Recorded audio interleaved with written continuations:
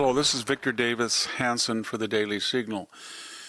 We are now entering the 50th or 52nd day, somewhere in that period of the ongoing war with Iran. We're in the middle of negotiations. We have a blockade on Iranian shipping going in and out, Iranian-bound shipping going in or out of Iran, as well as the Iranians are claiming that they too are trying to stop shipping that is pro-Western or related to the United States. We don't really know who we are dealing with. We don't know whether it's the Islamic Revolutionary Guard Corps or the Army or the elected, what's left of the elected government, or the theocrats themselves. They're all vying for power. They're all arguing with each other. So it's a very complicated situation in Iran, even though they're prostrate. They don't have any military or economic capability left, and yet they remain defiant. Now, why do they remain defiant when they are the next cycle of this war could knock out their bridges, their electrical power, and destroy what's left of their military? And we could do it very easily. They believe that Donald Trump is on a tightrope, that he has certain constraints, prohibitions that are self-imposed upon him through political calculus, or there are outside criteria that will force him to stop his neutering of Iran and will allow them at some point to rearm. What are those? Well, first of all, they are watching the midterm elections very carefully, and they're looking at the polls, and they feel that the Democratic Party is a great ally, the leftist especially in it, the hard left. They look at Tim Walz, the former failed presidential nominee of the Democratic Party. He was in Spain this week at an international socialist conference. Spain, remember, is very anti-American, has refused American use of its NATO base and airspace. And what did he say? He said that our war effort, now he's talking about our soldiers at war against Iran during periods of intense combat. He is saying that they are fascists, that the whole idea was fascist. And when Iran hears that, they think, well, if a former vice president nominee of the United States is siding with us, then maybe Trump will relent. There's also edgy Republicans. They want to, of course, they have to be reelected to carry out the MAGA agenda. Some of them are looking at their internal polls and saying the price of gas is hurting us. We're not paying attention to the economy. We have under 7 months before the midterms. At some point, Mr. President, you got to pivot.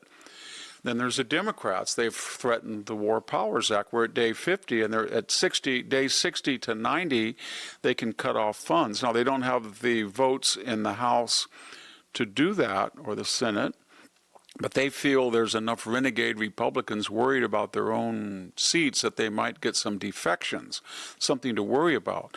By the way, Barack Obama didn't worry about it at all. He bombed Libya for 7 months without even consulting Congress. He had a Democratic Congress, and he thought that whatever he did would be rubber stamped, and he was absolutely correct. The Europeans, they're kind of like a carrion force. They look at this. They didn't do anything to help. They did a lot of things to hamper our efforts on Iran.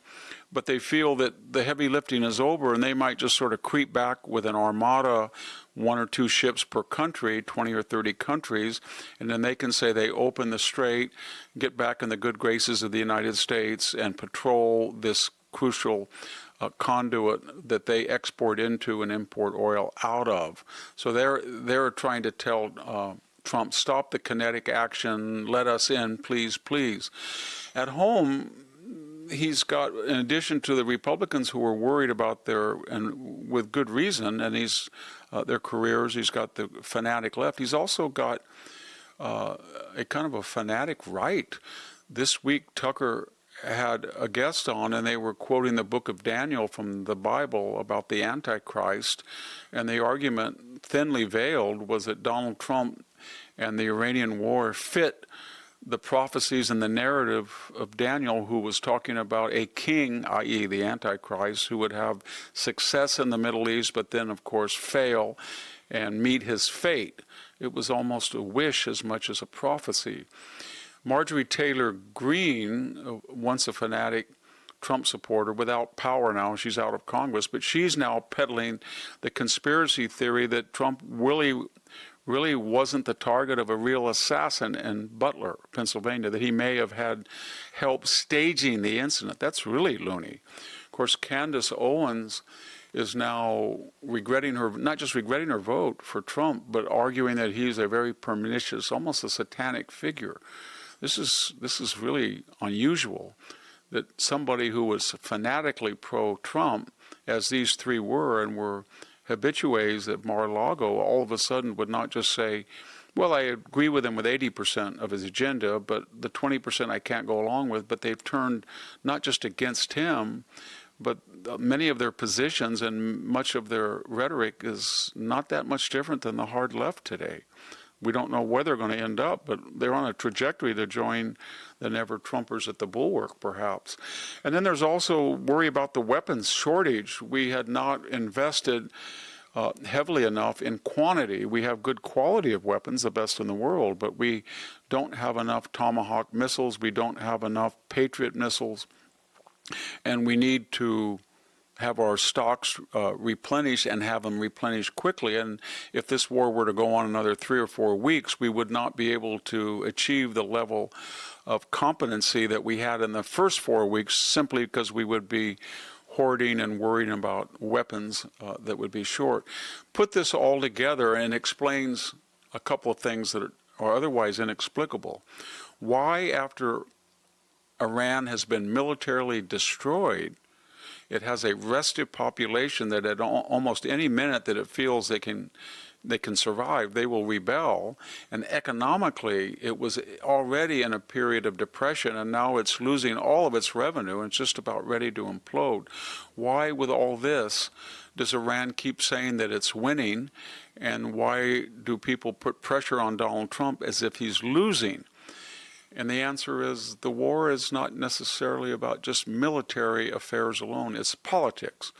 And Trump's enemies at home and abroad feel that if they can drag it out, and if Donald Trump, for a variety of reasons, can't turn the tactical victory to long-term strategic success, he will be vulnerable. And all of his economic progress that he's made so far, which is pretty impressive, the idea that he ended illegal immigration, the ability to flip Venezuela from an arch enemy into a successful state without any losses, all of that will be endangered, and he will be neutered in the midterm elections.